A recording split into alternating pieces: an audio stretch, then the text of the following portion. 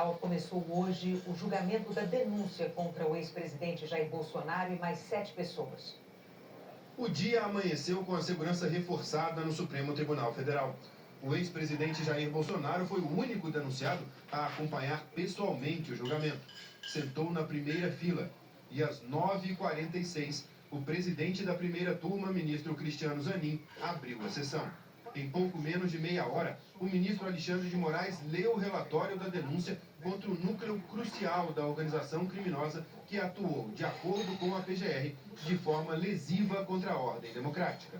A ação coordenada foi a estratégia adotada pelo grupo para perpetrar crimes contra as instituições democráticas, os quais não seriam viáveis por meio de um único ato violento. É o Xandão. O Procurador-Geral da República apresentou os argumentos da denúncia contra o grupo. Paulo Bonet destacou que o grupo formou uma organização criminosa com o objetivo de manter Jair Bolsonaro no poder. A denúncia retrata acontecimentos protagonizados pelo agora ex-presidente da República, Jair Bolsonaro, que formou, com outros civis e militares, organização criminosa que tinha por objetivo gerar ações que garantissem a sua continuidade no poder, independentemente do resultado das eleições de 2022.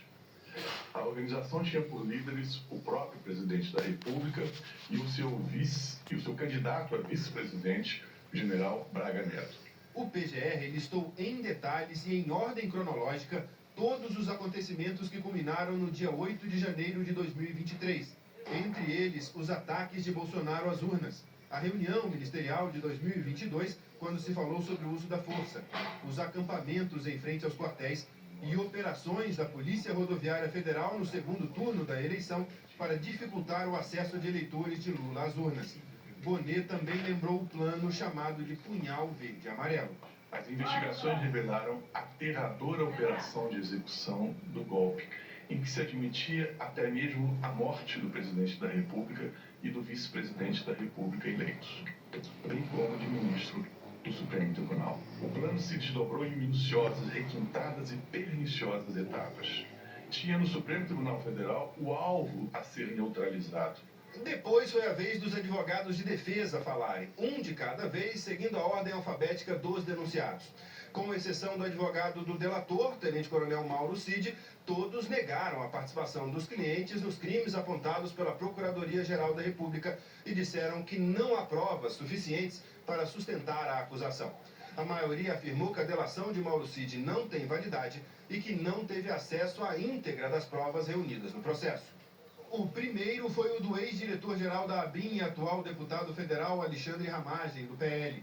Paulo Renato Garcia Sintra Pinto negou a existência de uma ABIN paralela para sustentar a trama golpista e disse que o delator Mauro Cid não deu relevo à participação de Ramagem na organização. São indícios extremamente tímidos, singelos, da prática de um crime muito grave, da efetiva atuação do denunciado na construção de uma mensagem deletéria às urnas eletrônicas, porque tudo que há na denúncia, com base naquilo que foi colhido pela autoridade policial, são 3 arquivos de texto e nada mais.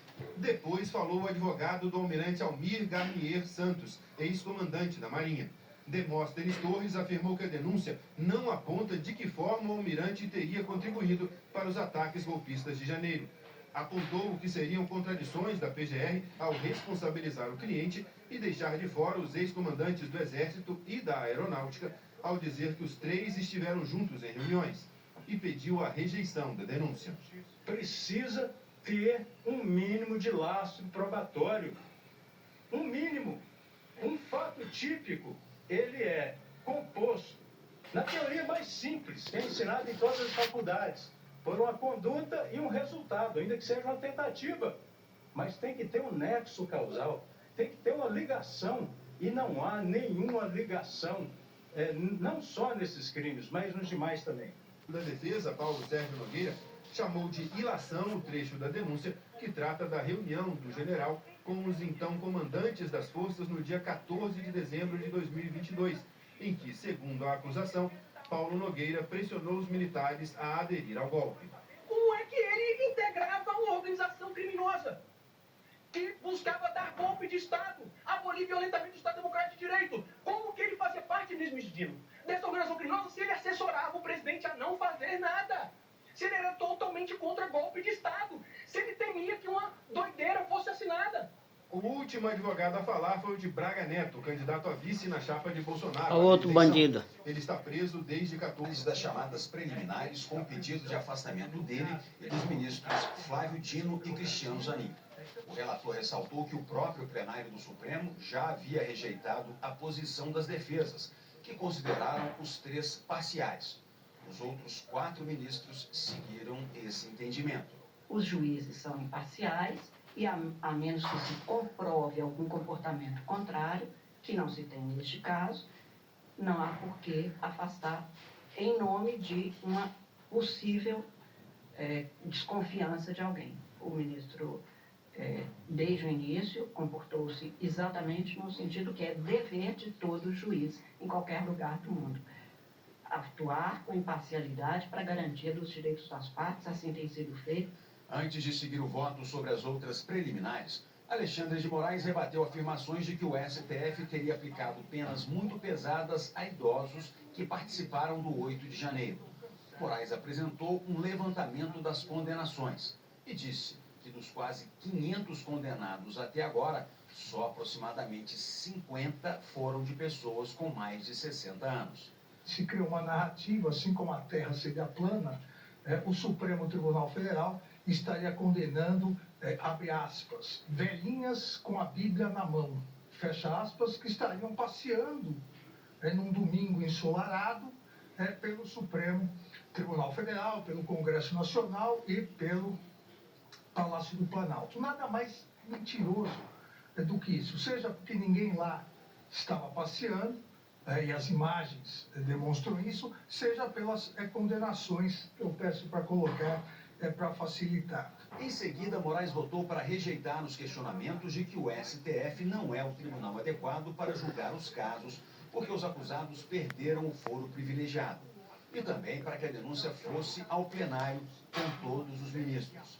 Moraes lembrou que em dezembro de 2023, ou seja, antes mesmo do oferecimento da denúncia, o plenário já tinha decidido que a maioria dos casos criminais passaria a ser julgada pelas turmas do tribunal e que não há elemento que justifique abrir exceções.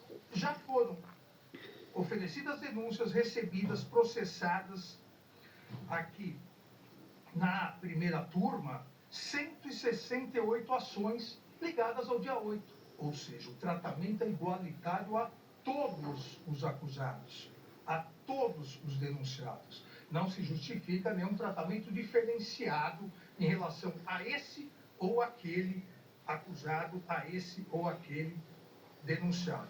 Moraes foi seguido por Dino, Carmen Lúcia e Zanin. O ministro Luiz Fux abriu divergência. Argumentou que já tinha votado anteriormente para que denunciados sem foro fossem julgados por instâncias inferiores da Justiça e que, caso a ação fosse aberta no Supremo, que fossem analisadas pelo plenário. Os ministros também analisaram os pedidos dos advogados de defesa para anular o caso. As defesas alegaram que houve ilegalidade na abertura da investigação e no fatiamento da denúncia em núcleos. Alexandre de Moraes afirmou que os pontos já haviam sido julgados pelo plenário do Supremo e votou pela legalidade dos procedimentos. O relator rebateu ainda os argumentos de que houve cerceamento de defesa, dificuldade de acesso a documentos e busca ilegal de provas. Moraes foi seguido pelos 4 ministros.